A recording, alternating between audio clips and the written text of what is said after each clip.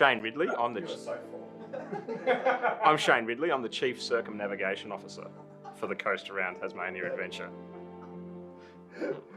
So it's a 9-day circumnavigation of Tasmania, starting from Hobart, going anti-clockwise around the island. Basically, it's riding some big waves, keeping the big island on the left, and hopefully making it back to Hobart. There's a particular stretch which we've saved for the last couple of days around the southwest coast that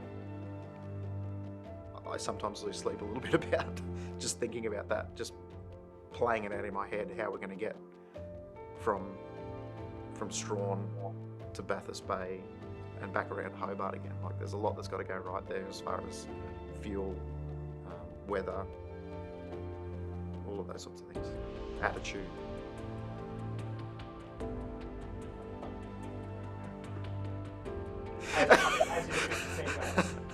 Total faith. Yeah, that's right.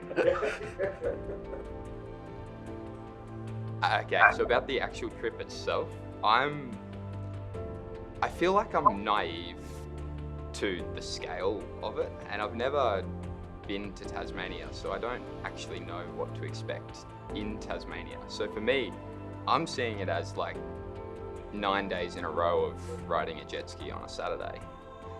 But I feel like it's going to be significantly bigger than that, and I'm slightly nervous, but at the same time just really keen and interested for everything to go right and everything to go wrong, all at the same time.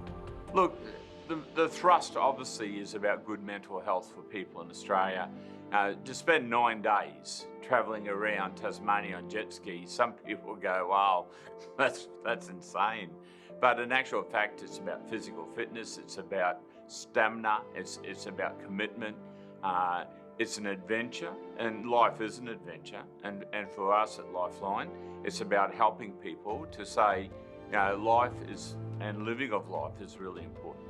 And if we can improve people's mental health by funds raised by Coast Around Tasmania, then we've exceeded the goals in a whole range of areas, not only as an adventure, but also as funds to help support the vital counselling services here that are really under demand as a direct result of COVID-19. Well, hello everybody. My name is Matt Gregg. I'm from Lifeline Darling Downs and Southwest Queensland Limited, and I'm here today with the fellas from Coast Around. This is our very first Ask Anything session, and I know that we're joined right now by a number of people already online, and we want to welcome you to this conversation. Thanks for being with us. And here we are. Here's the fellas themselves. We've got Shane and Adam and Josh. Say good day, fellas. Hey, fellas. G'day, everybody. Fantastic to have you online. How's your day going? Been well? Yeah, I've been pretty good. Just a lot of planning. Very much A lot so. of planning. So I heard, I was talking to some of the fellas earlier on, and they were joking about the fact that getting a 7-hour sleep is a really good thing at the moment, and it's actually quite rare. Is that what's going on? Is it been that busy trying to plan and organise this trip so far? Well, Josh isn't having any trouble sleeping. That, yeah. Hey, I do like my sleep. Yeah, no, definitely trying to get as much rest as possible and get our fitness up. Hey, boys. Yeah, get your fitness up. Right, absolutely. Now, am I right in saying that you guys had one of your first laps the other day? You had a bit of a trip around South Stradbroke. Was that right? Correct. We've had a couple of trips now. We've done a South Stradbroke trip and a trip up to Tangalooma Island on Moreton Island. Tangalooma Island Resort on Moreton Island. So, we're putting a few hours on the jet skis, and it's going pretty well. That's absolutely brilliant. Now, I think that there's probably a number of people that are joining us today, and it's good that there are some that are there and people who have been connecting in already with the journey of Coast Around. But I think it's really important to tell people a little bit about the adventure, because I'm sure that there's some that would still be asking the question, what exactly is this about, and why are these three yahoos actually going to get on a jet ski and go around Tasmania to begin with? And I think it's over to you guys. Adam, why don't we start with you a little bit about what is this adventure, why are you doing it, and where are you hoping it takes you other than Tasmania? Yeah, that's right. Yeah, well, that was where we were thinking initially. This started about 4.5 years ago. So we've been, planning this quite a long time, but it was basically an opportunity to do something epic for our 40th birthday. So Shane and I we're both turning 40 or very close to turning 40 when we first started having the conversation. So we thought, we need to do something pretty amazing to mark the occasion, and that's where the conversation started in the first instance. And then after a few beers, it sort of became this trip that we were going to jump on a jet ski and start to go around the Great Southern Island. But it was pretty crazy at the time. But Shane, being Shane, was one of those guys that said, right, yep, we're doing this. Let's start planning it. Let's start talking to people, and let's make it happen. So the take home lesson there is that if you're going to have a chat with Shane about an adventure, don't do it while you're drinking. Fine, good one, no worries. It wouldn't matter. The alcohol part is inconsequential. It's just a fact. Just don't talk about having an adventure with Shane, otherwise you're going to be on a jet ski traveling around Tasmania. I see how. And if you're open to that sort of thing, have a conversation with Shane. That's right. Okay, excellent. Well, I mean that's pretty amazing stuff. Shane, do you have anything to add to that as well? No, I just think life's worth living. So when opportunities like this, get presented, it's you grab them with both hands and just make it happen. And it's been good fun. I mean, it's been a good 5 years of planning and talking about it, and every couple of months, Adam had pinged me with an article he'd seen in the paper or some crazy story about someone, or the latest jet ski that's just been released, or just some random thing that popped up during the course of the day, and that kind of just moved us along. Like it kept everybody interested enough to get to the next step and to see the next article, and to get to the point where 12 months ago we said, right, well, it's game on, it's got to happen, let's do it. So it's been fun. It's been a lot of fun. And now tell me, was Josh always going to be a part of this adventure, or is it just because it's taken a few years and Josh has kind of come to a place, he's at an age where, I can do that now? Or has it always been planned that you'd go together? Because those who don't know, Josh is Shane's son, and so there's a relationship there. And that's pretty cool. That's a great thing for father and son to be going along, and Adam as well. But was it always in the cards that Josh was coming? Josh? So for me, I have been hearing about this for the past 4.5 years. As you can imagine, when a crazy adventure like this comes along, people love to talk about it and they like to make it known. So for me, I've known about it, and Dad's been talking about it for the entire time. And I always had a slight anticipation that I might get to go on this myself. And now we're here and it's happening. So I'm just strapped on, ready for the ride, I guess. Excellent. Well, I'm so glad that you are part of it. And I think that one of the things that we need to just throw out to the viewers that are here today, as you're listening to this conversation, we don't want you just to be passive listeners, because this isn't just about the 4 people on the screen here having a chat. It's actually about asking questions and giving you answers. I'm sure many of you are out there and you've got as many questions as what I do about this, and I'd encourage you to please send the questions through so that we can pose those to these 3 fellas, and they'll be able to give those answers. So send them through and let us know what's on your mind. As for me, I still think it's important, and I'm going to flick over to you, Shane, to get a bit of an understanding around this initiative. How is it actually going to work? What are you up to now? What steps have you gone through, and what's yet to come? So I think that's a really good question, because probably head spinning a little bit. There's so many plates in the air, and what we've done is we kind of conceptually said we're going to go around Tasmania, and then that posed a whole bunch of questions, and then we said, well, we need to work out where we're going to go and how far we're going to go each day and what fuel range we've got and some of those sorts of things. And we kind of have been, I guess, filling in the details. So we sort of started with this idea of Tasmania, and then 9 days in these destinations, and then jet skis with safety gear, with accommodation, and really we're kind of probably got all of that high level scaffolding in place. We've got all of those dot points now taken care of, and we're really into the details. So we're literally down to planning out the 8 hours we're going to be on a jet ski between town 1 and town 2, and how much time we have to interact with locals, and where that story might be with the locals, and we want to keep it kind of planned enough that we all know what we're doing, and we can manage the risk around it, but also flexible enough that if something interesting comes up, we can pop out. So it's this really interesting mix between detail and vision and plan, and mostly I'd say now we're just at execution. We're on doing things like this. We're promoting stuff for sponsors. We're talking to new sponsors. We're running the jet skis. We're talking to accessory manufacturers about which widgets we need to add, and all those sorts of things. So there seems to be a hell of a lot of logistics in this, and I just wonder, perhaps maybe Josh or Adam, how much of this has been a surprise to you, in the sense that actually I didn't even realise that I was going to have to be thinking about all that. I didn't realise how much was going to be on my plate. Yeah, well, from the beginning, we had this idea that it was going to be a big logistical challenge.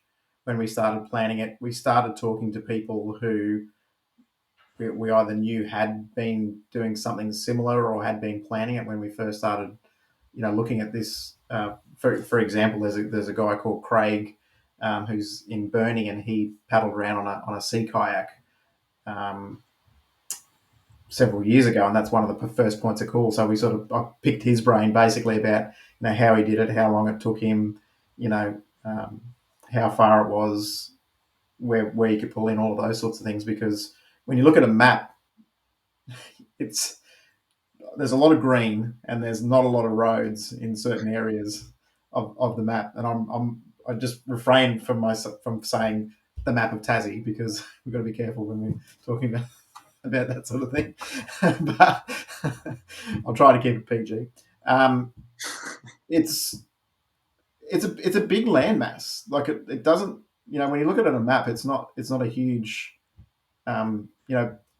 proportion of Australia. But when you drive around, and obviously what we're going to do is cruise around on a jet ski, there's a lot to consider, and there's a lot of open water and open roads in between towns. A lot of, they're very remote. We've got to think about communications. We've got to think about weather. We've got to think about even accommodation in the towns we can get to. So there's a lot of planning that's gone into this, and there's a lot of things that are going to continue to come up between now and February when we go, I believe. So I think we can all agree that the more we look into solving all of these problems, the more problems we actually find and run into, with more stuff that we need to find solutions for, to figure out how this all is going to come together. Yeah, that's right. But forewarned is forearmed. We need to be coming up with these solutions, and we're in conversations with a lot of people in Tasmania as well. And I haven't seen if some of them are on the feed. I'm sure they are at the moment, listening along. And guys, feel free to chuck a shout out when in the chat as well. But they're obviously helping us with planning this trip as well. They've done it. They know the landscape. They know the conditions. They know what we're facing. It's going to be a big adventure. I think it is going to be obviously a big adventure. I'm interested because it's not just the three of you that are on this adventure either. You've just talked about logistics. You just talked about the fact that there's a whole lot of things that you've got to be planning on and working on. And I can't imagine that it's just the three of you that are doing this. You're going to have support vehicles, perhaps some support services around you. Tell us a little bit more about those logistics and how that's all working, and just how many people are going to be a part of this adventure. Adam? So we've got our wives coming. We've basically got 3 support vehicles coming around with us. So we've got our wives, Holly and Roz, coming around. We've got a friend of ours, Mark, who's going to be providing support, as well as Paula, who's going to be our medic in case something goes wrong on the way around. So we do have those 3 support vehicles coming around with us, and essentially they'll follow us from port to port and help us pull the jet skis out of an evening. And obviously we'll just leave them to wash them down while we go and have a sleep and have something to eat. It's not going to happen, by the way. Yeah, it is. Yeah. Yeah. Paula will love that. Maybe if I keep dropping it enough, it'll. Oh, mate, wishful thinking, I think. Yeah. So, just building on what you were saying there, Adam, a question to the 3 of you that has actually come through from Michaela. She's asking, how long is it going to take for you to be able to do this trip? And are you carrying food with you? Which I think is probably a really good question, because what else do you have to take on the jet ski with you other than yourself and the clothes that you're in? Like, what are you guys carrying around? And obviously, how long is it going to take? So the circumnavigation itself is 9 days and 1,500 kilometres to get from Hobart back to Hobart. I'm pretty sure, as we go. Pretty sure.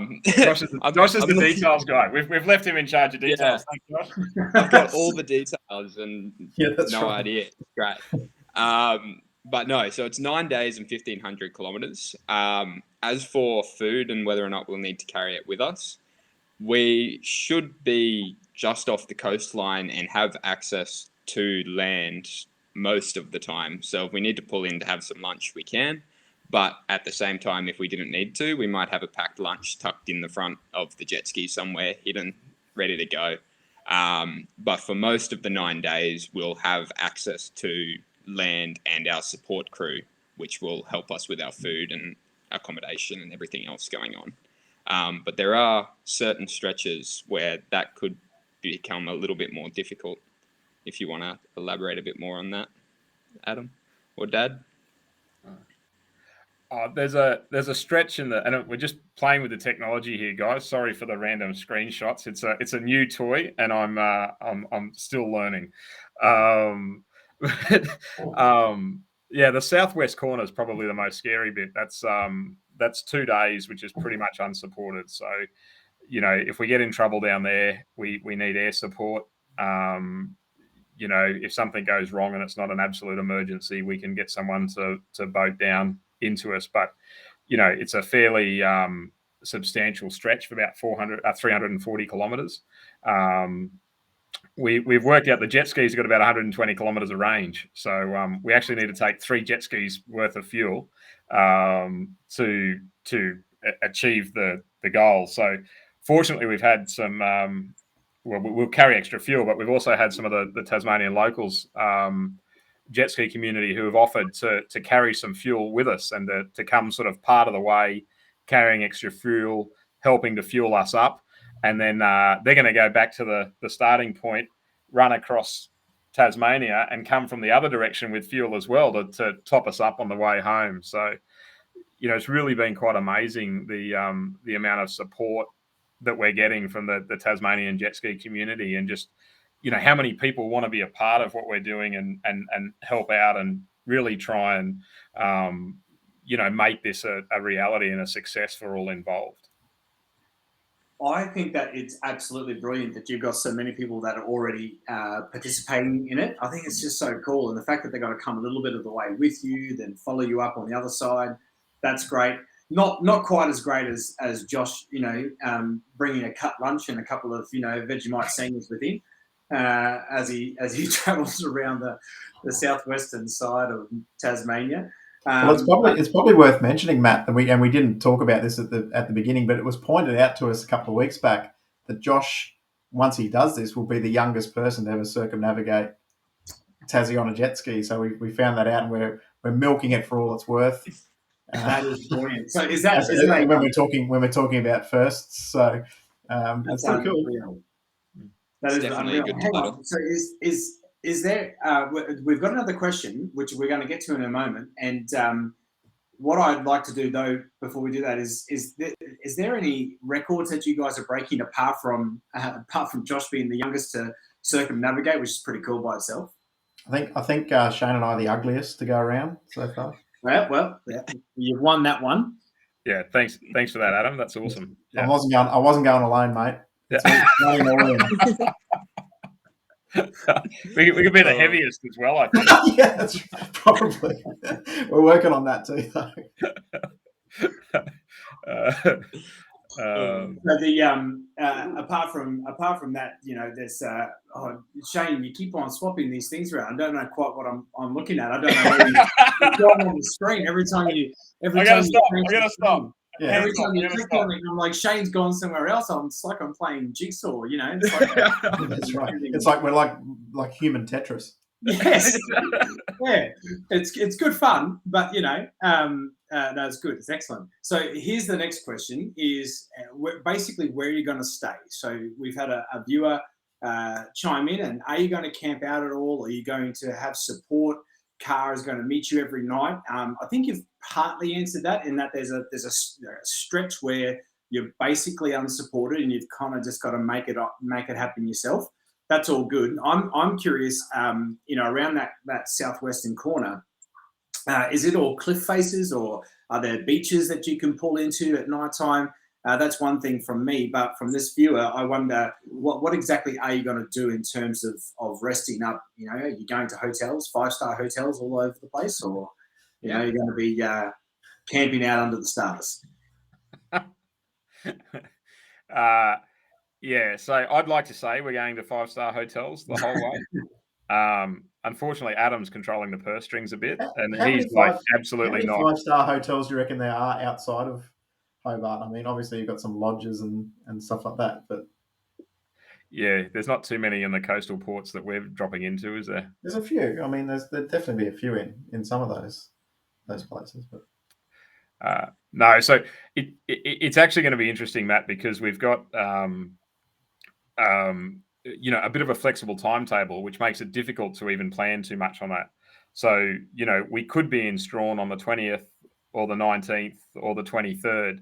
So whilst the goal would be to stay at nice establishments that offer us budget rates, it will be to an extent a case of what we can get on the night. And, that may be a pub room above a Bon Jovi tribute band. It was oddly specific, to be honest with you. Sorry. That was oddly specific, a Bon Jovi. So yeah, look, it could be, but we're expecting, motels, caravan parks, cabins, pubs, hotels, because the other thing is that we've got like trailers and jet skis and stuff that we've got to take care of as well. So, it's one thing to sort of say, well, we'll rock into the Versace because that's, a nice place to stay, but you still got to be able to park all our gear and, wander in our wetsuits with our, lubber on. So, how do you valet a jet ski, by the way? Can we valet a jet ski? Probably. Mm. And by the way, any 5-star hotels that have tuned in to this, feel free to reach out to us. Yeah. Even if you're not on the coast, we can come there before or after. Like, we're open to it. And any pubs that reckon they do a mean Parmigiana as well. We've decided that as we go around, we're going to rate all the Parmies around Tassie and score them as we go around. So feel free, guys, if you want to offer up any Parmies at your establishment, we're absolutely. So Adam's committed to 14 days of Parmigianas. Yeah. Adam is the chief fundraiser and the sponsorship officer. So if you just want to transfer your comments through to him, he'll take those requests anytime you need them. So that's great. Yeah, that's right. We're going to get to sponsorships in a moment, but I do have some questions that I wanted to ask you, and I think that others might have these questions as well. And here's one of them: and this is for each of you to answer separately, but what are you most scared of when you think about this adventure, when you think about this trip? What is worrying you the most? We'll go with Josh. All Awesome. First up, thanks, guys. For me, it's probably getting everything, all the logistics worked out. I feel like once we actually go on the trip is when I'll get to relax a little bit. But up until we start, it's just focusing on getting everything sorted, everything ready, everything essentially planned, so that when we go to this trip, we can somewhat relax and just enjoy it. Look at Tasmania and see all the sights and just do what we can. It's a good answer. I'm scared of being washed down to Antarctica or something like that. like the roaring 40s come in and just keep blowing me, and I end up in Argentina or something like it's. I think the winds blow the other way, Adam. No, the prevailing winds, I think, but there's nothing, right? Like, so there's nothing all the way around. So,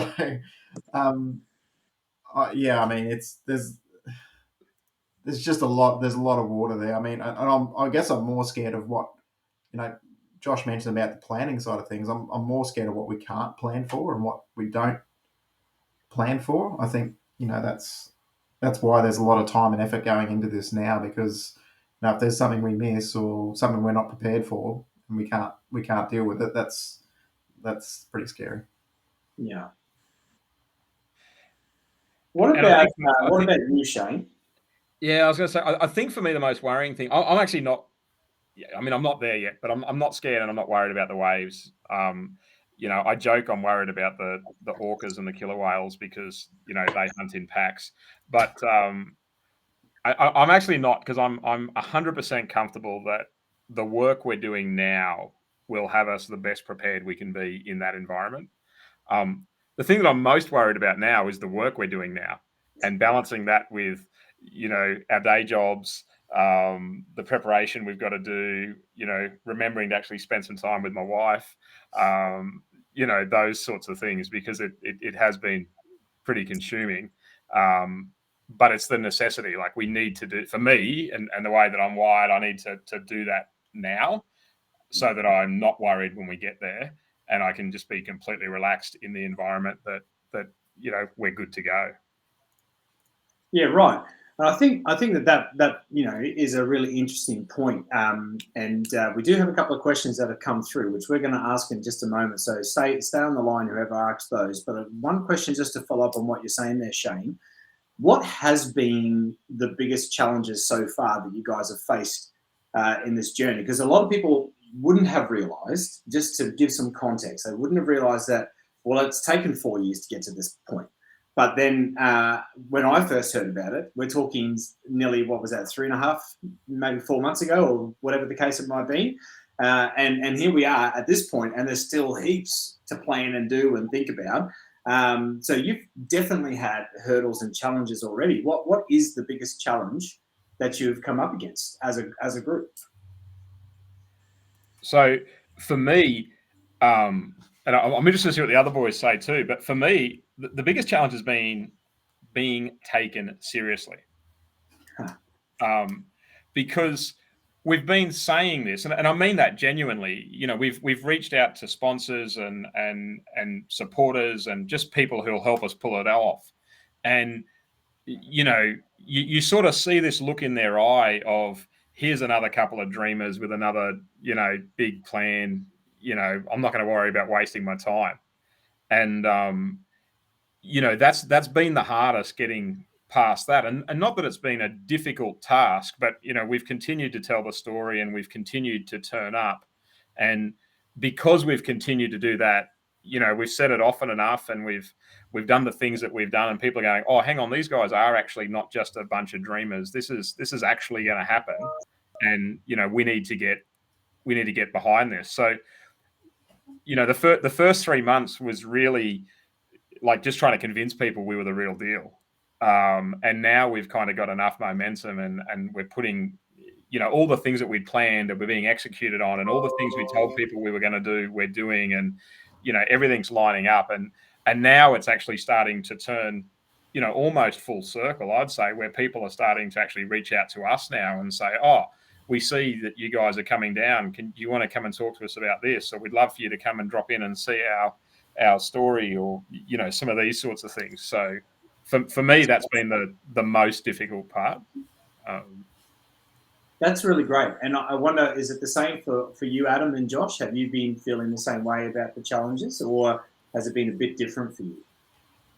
Yeah, I think following on from what Shane was saying, the good part about the way we've approached it is people either get it or they don't get it. Like they either want to be part of our journey because they see it for what it is, the way we see it, which we're really excited for, and the ones that don't, I mean, it's going to be harder to convince them. But I think the biggest challenge one of the biggest challenges that we've had so far, and probably will continue to have leading up to the trip, is planning in another state. Like we're planning this during a pandemic when there's uncertainty around borders and travel and those sorts of things. So we're taking a pretty big leap of faith to plan this, ahead of time, in a place that, I mean, Josh hasn't even been to, for example. So it's Shane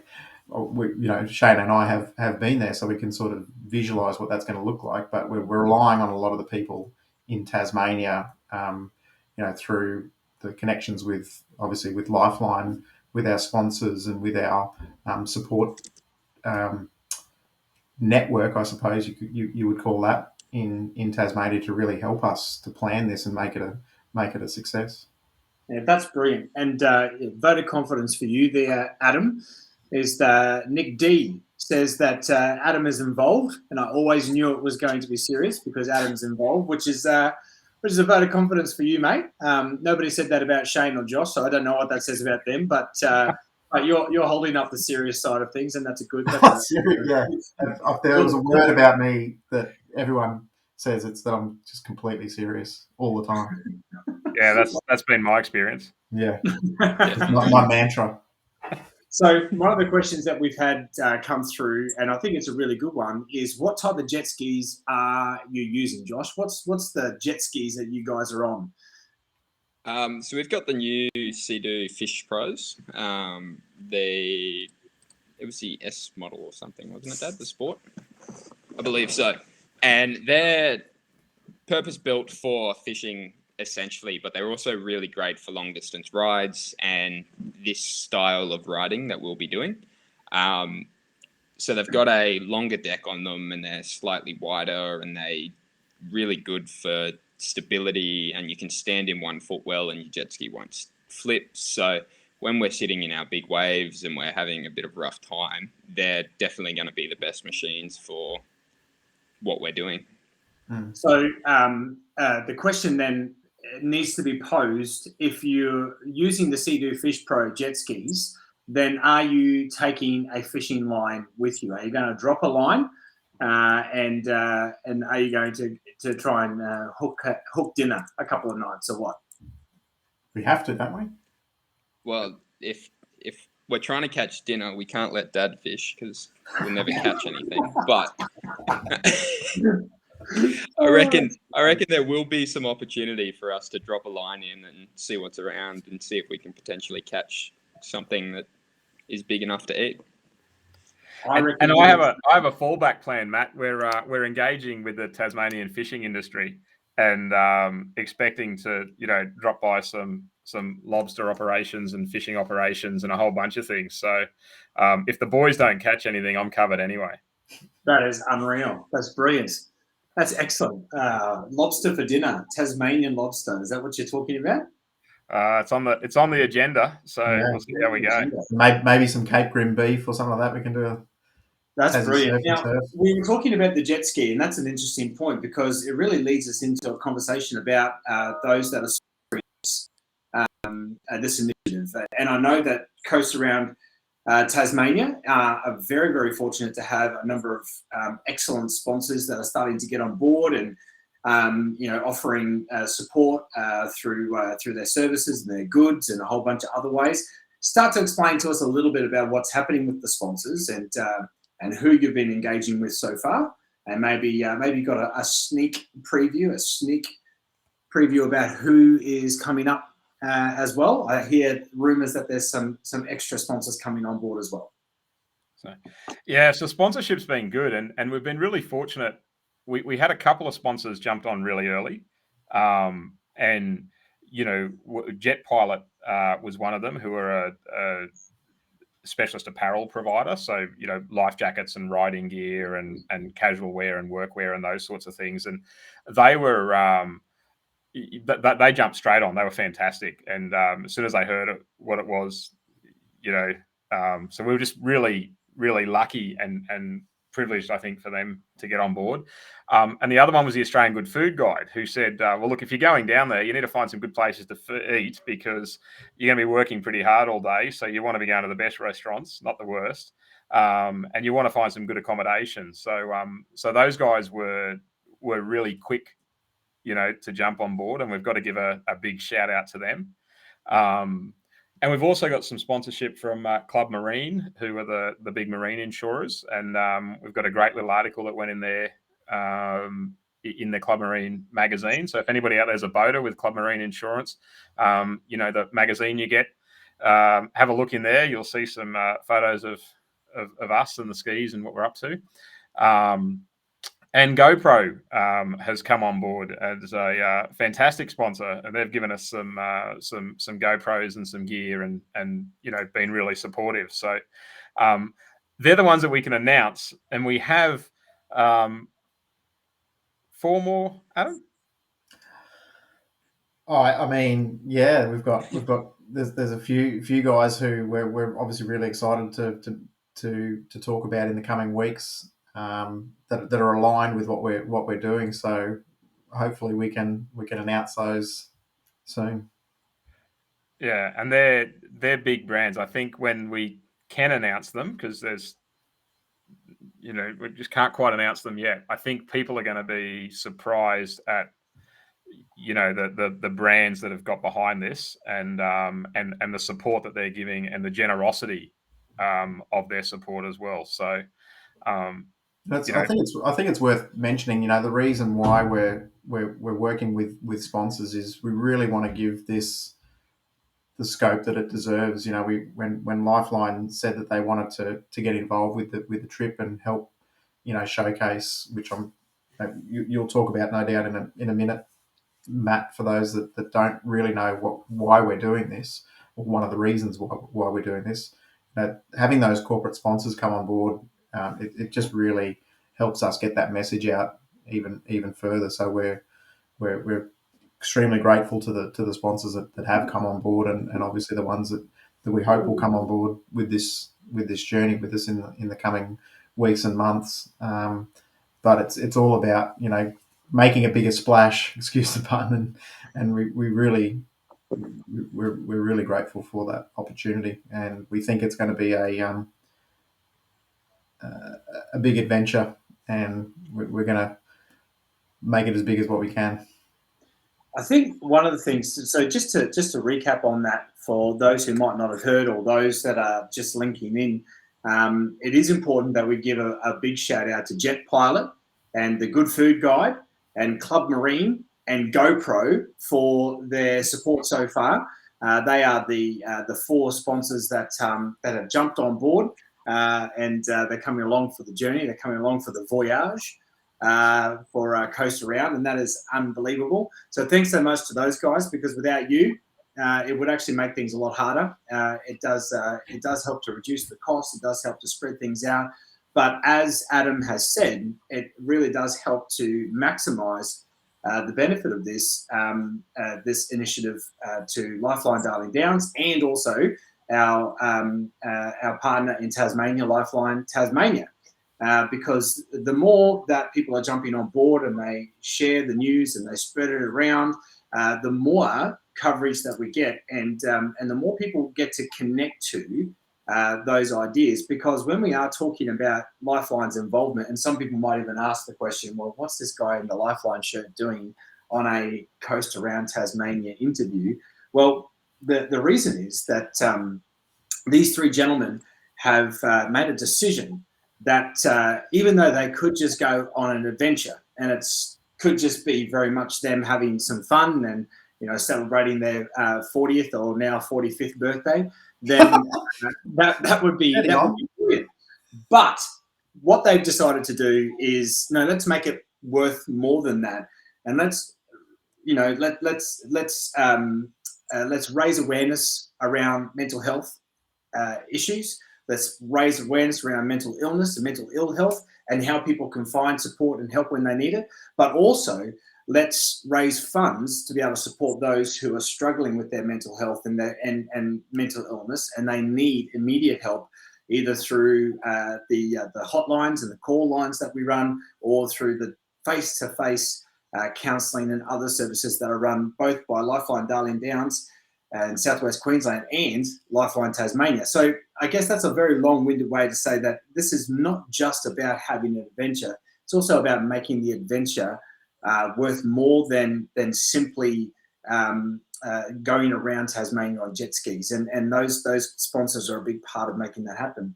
But let's lean into that for a little bit if we can. And I'll flick to you guys, Josh and Adam and Shane, to ask you what really motivated you to knock on the door of Lifeline and say, hey, let's have a conversation about how we can make this do more than just be an adventure going around Tasmania. Yeah, so I think for us, mental health is a big deal, and I was scrolling back through some of the messages that Adam and I had in the preceding years of planning, and we'd identified mental health as an issue, 4 or 5 years ago, and something that we wanted to get behind, and certainly Lifeline being the biggest national brand, it made sense. We not that we didn't want to support the local guys, but we wanted to support the bigger brand that everybody knows. So if someone in Perth is listening to us or watching us, they've got access to that. And then I guess that underlying want to help there just got exacerbated over the last couple of years with COVID and our own mental health and lockdown and all those things that were going on. It just sort of made sense. And there's so many charities out there. I mean, and we've been approached by about another 6 different charities in 8 different directions, even since we launched this. But for us, mental health, suicide prevention, and really letting people know that there is someone you can talk to, that there's options out there that, and if you're a bystander or a family that's been affected by suicide, that there's stuff there for you as well, and it's about trying to move the conversation beyond, are you okay? And are you okay is great, and I don't mean to sound dismissive to them at all, but that's the start of a conversation. And I certainly found myself in the last 12 months in a couple of situations where I said to somebody, are you okay? And they said no. And, that was a real moment for me. Like, now what? How do I've got a habit of saying dumb things and the wrong things at the wrong time. And, it always comes from a good place, but, I tend to speak before I think often. And, I started to panic in those situations about what do you do now? Where do you go? And it was through some conversations I had with Lifeline about, how to manage that the tools are available, that, those sorts of conversations that actually made me feel, and I still don't feel strong in those situations, but certainly more comfortable to have them. We want to share that message as well. If you're not okay, speak up. Do ask your mates if they're okay. But, also look at the broader community issue around mental health and how you can contribute beyond asking the question. Because sometimes you've got to do a little more than ask the question. You've got to actually hang around and listen as well. Agreed, absolutely agreed. And one of the things that people often we don't talk about a lot is when we start talking about mental health, we often say the word mental health and we connect that with concerns and issues. But when we talk about mental health, it's actually very much like it's very much still like your physical health. Everyone's got health. Everyone's got mental health. And some days you're up and some days you're down, and some days you're doing really well. Some months you're not, and you need a little bit of support. But what ends up happening is that more often than not, we all will fall into a position and into a place where we're dealing with psychological distress or some kind of mental ill health, and we have those cycles in life. And sometimes we're feeling down, perhaps you might say it, for an extended period of time, and we do need that help. And that is something that more and more Australians, more and more people across the world are experiencing, and they're realizing that actually I need to reach out and I need to get that support. And what you've done, Shane, is you've pointed out that Lifeline and others, Beyond Blue and a whole range of other organizations are available with their chat lines and their phone lines and their text messages all the time. And if you're watching this tonight and you are struggling and you need some support and some help, or you know someone who needs help, then you can reach out to Lifeline anytime that you want on 13 11 14. They're available 24/7, and you can just reach out and have a chat, and our team would very much like to talk to you and help you work through some of those situations. But when you've done that, that's also often the first step, and it's a crisis step. But it's what happens next, and what happens next is people then reach out to local organisations like Lifeline Darling Downs, where we're part of a larger network for sure. But let's take what we do here in the Darling Downs, for instance. Lifeline Darling Downs in southwest Queensland actually operates across a 500,000 square kilometre region, and we've got a very large footprint that we work in. We've got offices in a number of different townships across the southwest. Along with that, we operate shops which help to generate income, which we can then pay for free services like free counselling for people in our community. And that's the stuff that people access. They come to us and knock on our door and say, look, I'm struggling and I need food. I'm struggling, I need accommodation. And those things are real, but often what's connected to them is a whole range of other concerns and issues that people are dealing with. And often there are a whole range of psychological or mental health concerns that need to be addressed as well. And so it's important to note that after calling on a hotline, people often need to have that face-to-face chat. They need to speak with counsellors. They need to speak with social workers who are going to then provide them assistance and help them navigate their way through the next steps in life as well. And that's a big part of what's going to be taking place with Coast Around in our partnership, is that by raising funds and raising awareness, we're actually going to be helping people to connect to those concepts, maybe find help and seek help for themselves and become better equipped to help others. But also for those who need those local services in Tasmania and those local services here in southwest Queensland, we're going to actually be able to provide funds for that,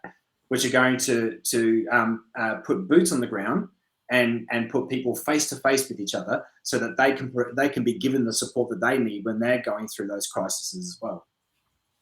Yeah, I think that was one of the things that I found really interesting when we first started talking, Matt, and I think there'd be a lot of people that are on this live with us today that might not understand that Lifeline does provide that breadth in the community. Like, there's obviously the national team that man the crisis support line, but the individual regions like Darling Downs, Southwest Queensland, and obviously Tasmania, where we're going in Feb. I think that's really important that people understand that that's that next step of engaging in the community, the services that you provide. So I think that's really, really good. And obviously one of the reasons why we want to raise funds, we're going to start to, put some of those numbers in place of, when you donate a certain amount, that equates to an hour of face-to-face counselling with one of the teams. So we will obviously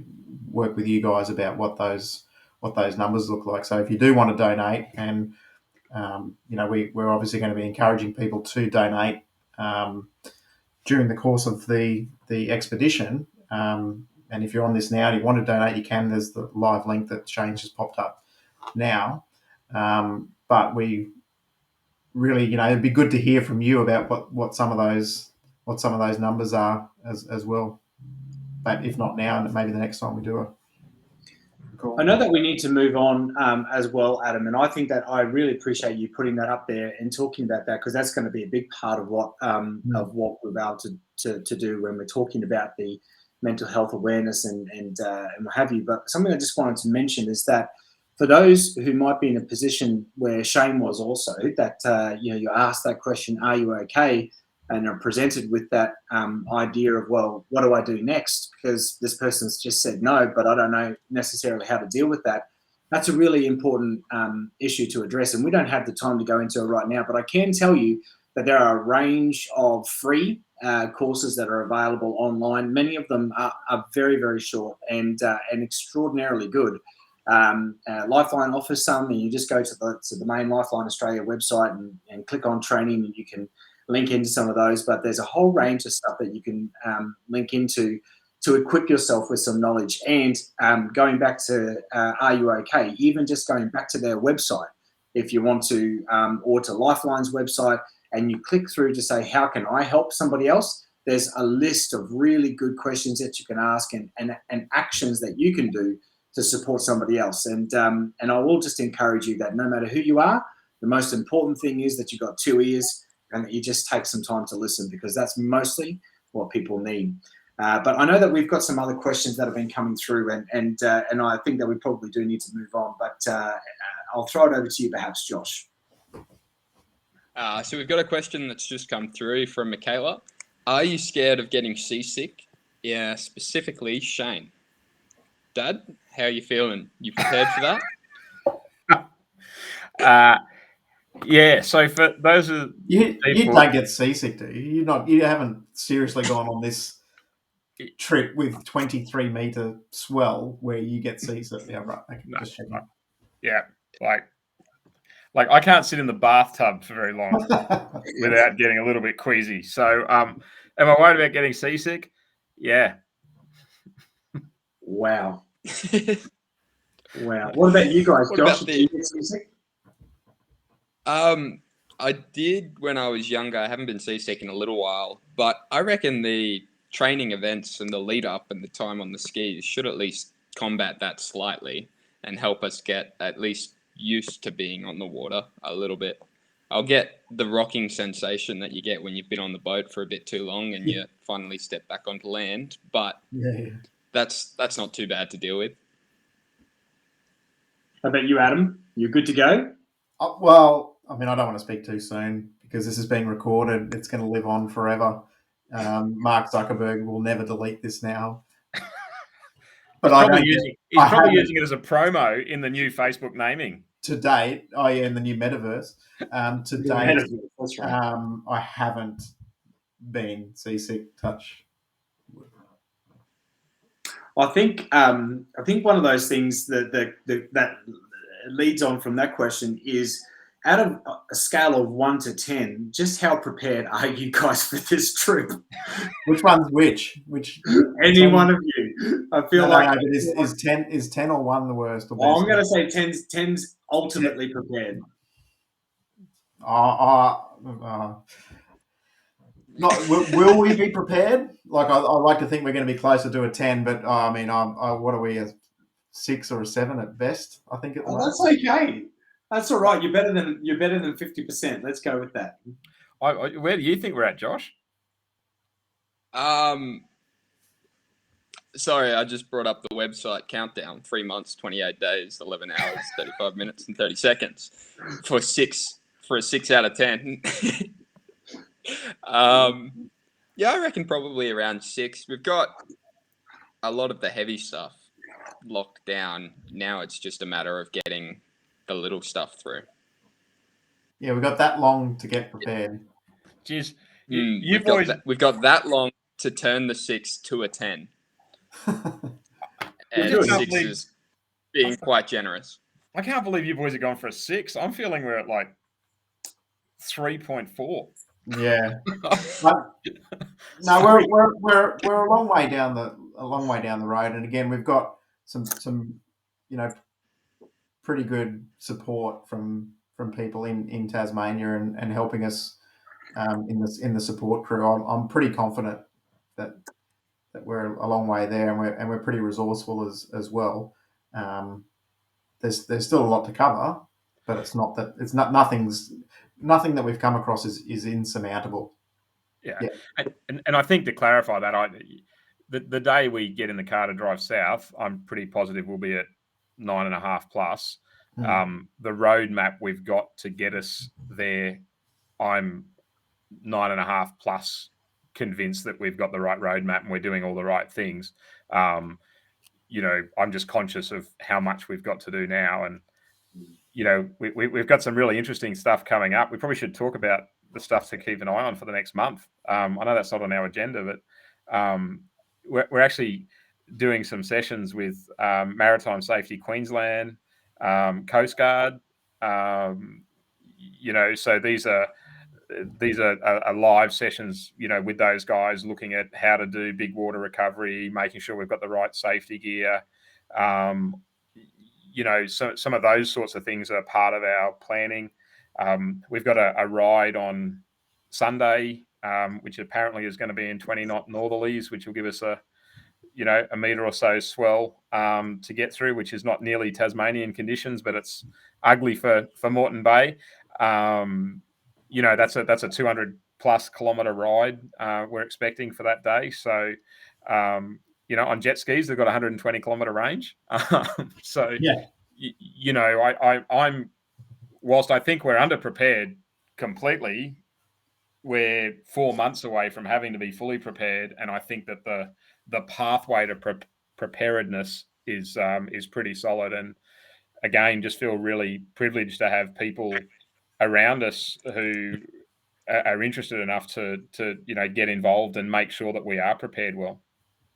Yeah, and again, you know, as Shane was alluding to, that community at large have been really supportive of us so far. We're obviously encouraging, you know, more of that as we get closer to set off date with the you know, the jet ski community. So far they've been really supportive, really getting behind us, and really open to offer us, you know, advice and help and tips and tricks and those sorts of things along the way. And it's, having that resource at hand is you know, worth its weight in gold at this stage. Yeah. So what I think, we've got Aidan who's chimed in and asked a question about how long will you be planning to go each day? So how much of the day are you going to be on the water and basically, you know, driving, sailing, skiing, and what time are you going to get up in the morning? When are you going to get started? Hi, Aidan. Aidan's my nephew. Hi, Aidan. We are going to be leaving super early. Hey, Josh. Yeah, preferably like 10 o'clock, 11. Probably won't happen that way. We're going to be on the water basically on average. I think it's like 8 or 8.5 hours a day, maybe a little bit less on average. But luckily, we're going in the summer months, which means in Tasmania you've got daylight until sort of, you know, 9:30 at night. So we're at a bit of an advantage there when we're trying to plan things like tides, for example. If we're going out through some shallow areas and we have to wait for a tide to be right before we can jet off, we've got a little bit of flexibility there. If it means, you know, that the wind is going to get up in the morning, but it'd be okay in the afternoon, we can sort of work around that. But we've got around about an 8-hour window on any given day to work with. So that's what we'll be doing each day for 9 days, and then if the weather turns really nasty, we'll park up and watch the world go by and just really enjoy the scenery and the location. That's brilliant. Is there a more stunning place to be, you know, locked up than Tassie? I mean, it's, you know, if you're going to have a weather day, that's the spot to have it. Yeah, absolutely. So, fellas, I'm quite conscious that we had first talked about the fact that we would be doing this for, you know, roughly an hour. We've hit that hour. and it feels like we've only been talking for about 20 minutes. We knew that would happen, but it's a really, really engaging conversation. But I do want to just throw out to the audience and those who have stuck with us this long and those who are have just linked in. We're more than happy to stay here and answer more questions. That's not a problem at all. In fact, if you do have any, just throw them through rapid fire, machine gun, because we want to be able to answer those now. Just before we get to this one, the question that's just come through is, what are you most nervous about? Likewise, what are you most excited about? Once you've answered that, I'm gonna ask you a question about, well, what's left to be done? What don't you have that you need? You know, so you've got some sponsors coming on board and things like that, but you're saying, well, you know, we've got fuel, we've got jet skis, but I don't know. Do you have your fishing rods? Do you know what is it that you need that you don't have? And we're going to get to that soon. But right now, we've got a question about what are you most nervous about, and what are you most excited about? What's pumping you up? Most nervous. You go, Dad. I'm just most excited about the trip. I mean, we had a milestone a couple of weeks ago, and we've got some videos that, you know, hopefully will be released in the next few days, where we actually got on the jet skis. Like we went to the dealership and we picked the jet skis up and we looked at them, and it just come to life. And you know, we'd been excited and we were working on it, we were planning and we were doing all that sort of stuff, but we got really tired and we were all a bit exhausted. We were a bit over it. You know, we like. Literally, if Adam and I call each other, it usually starts with, well, I haven't spoke to you for an hour and a half. What's happened? You know? and we've found so many different channels to communicate through. Like it's text, it's voice, it's Facebook, it's, you know, LinkedIn. Like every other day, there's this new message appearing from something else. You know, I can't hide from him. Yeah. I try and run away, and he finds another. He sends a carrier pigeon out, like Game of Thrones style. Sends a crow out, like it's the crow.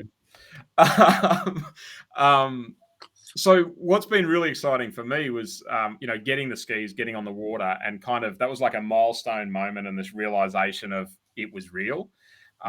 So the most exciting bit for me is those milestone moments, because the stuff we're doing in the office, you know, this sort of stuff, like it's fun and it's great to talk about it, but it's actually being in the water and in the elements and doing it. So you know, that's the thing. And I mentioned before, for me, the orcas, like, you know, there's great whites down there.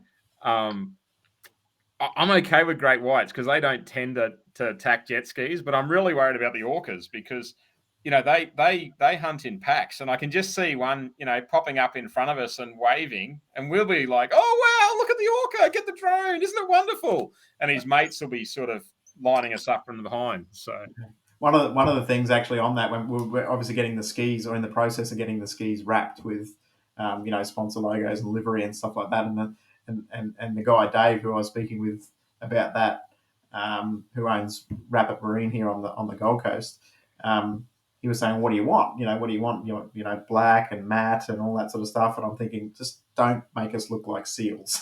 Yeah. Ultimately, that's what we don't want. Is look like so bright, shiny, reflective, anti-repellent, whatever you want to call it. Like That's brilliant. I love it. So, I mean, I think that's great. And you guys have hit so many milestones already, and there's so many more to hit. But like I said, what is it that what is it that's next? What's the next big step, the next big milestone that you need to hit? We just really want people to come along on the journey with us. You know, we've got obviously a lot of new people that have reached out and followed the page. We really, you know, as you can probably see here, we're pretty approachable, just regular guys that are doing this. We're not special, we're not celebrities or anything like that. We just really want people to come along on the journey with us, share it with their friends and family, because it doesn't cost anything to follow us along and laugh at us when we fall off jet skis and things like that. But we really believe in, you know, the cause and the work that Lifeline does. So we really want to encourage people to follow along from that point of view. But also, you know, we've got this triangle, if you like, of goals that we want to, or pillars, if you like, of this expedition, which are, you know, around the cause, the location and the adventure. So you follow along and look at stunning scenery as we film it going around, Tasmania. It's on our doorstep essentially. If you haven't been, we obviously encourage you to go down there. We're going to showcase the people and the locations as we do that. But also the trip, there's only a handful of people that have done this on the jet ski, and we're in contact with the ones that have done that, and they're obviously helping us planning this journey as well. But there's going to be a story that unfolds as we go around, without a shadow of a doubt. So we really encourage people to follow along on our socials, and reach out if you want to be part of that journey with us as well. That's brilliant. And Shane, we have got a very specific question and quite an odd one.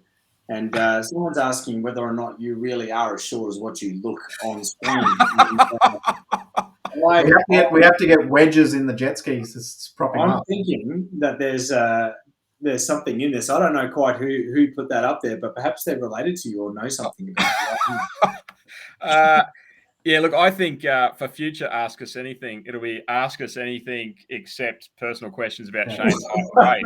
Yeah, it's an opposition backbencher. Yeah. Yes, unfortunately, the Ridley genes, whilst charismatic as we are, we didn't necessarily get the height. Oh my tallest God. Ridley in history. Actually, Josh is the tallest Ridley in recorded history. So, oh, mate, you are breaking records every which way, aren't you? Youngest around Tasmania, Exactly. tallest Ridley in history. I tell you what, mate, you are a record breaker. This is the story that's unfolding. It started out as the Shane and Adam show and just turned into It's All About Josh. Yeah, and rightly so, right? The next generation coming through. I think it's brilliant. Well, gentlemen, I don't know about you, but I think that we probably need to let the people go. That everyone needs to move on. But this has been an excellent and extraordinary conversation, and there's so much more to unpack. And we didn't even really get into your own stories and some of those things that I've heard you say in the past as well about why it's so important for you to be doing what you're doing. And even though we touched on it, and there's so much more to unpack.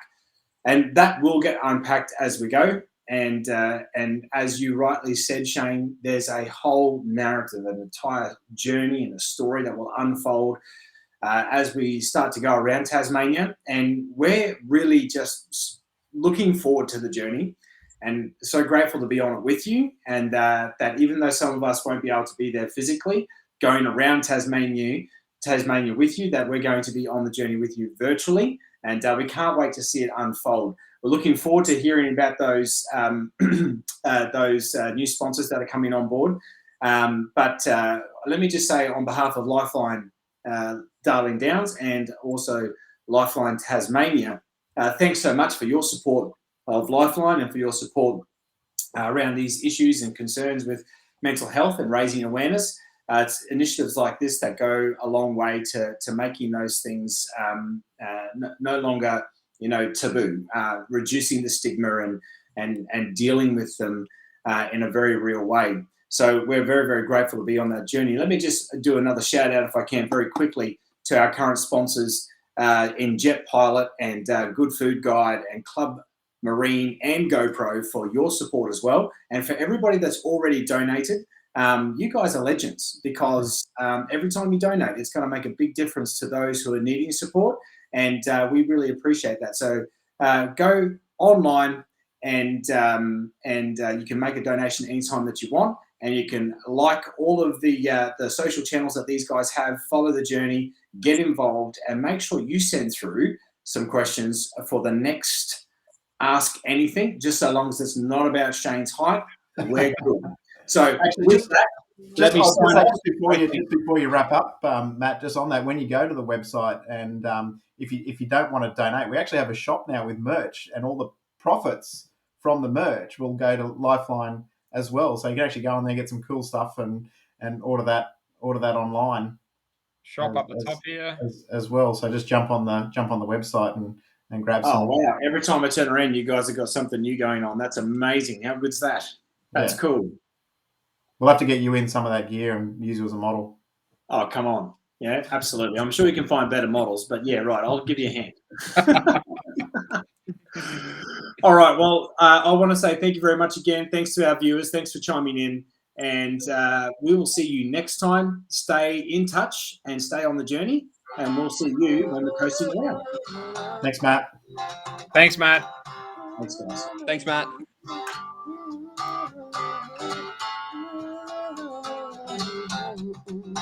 Coasting around, yeah. Coasting around, coasting around, yeah. Coasting around.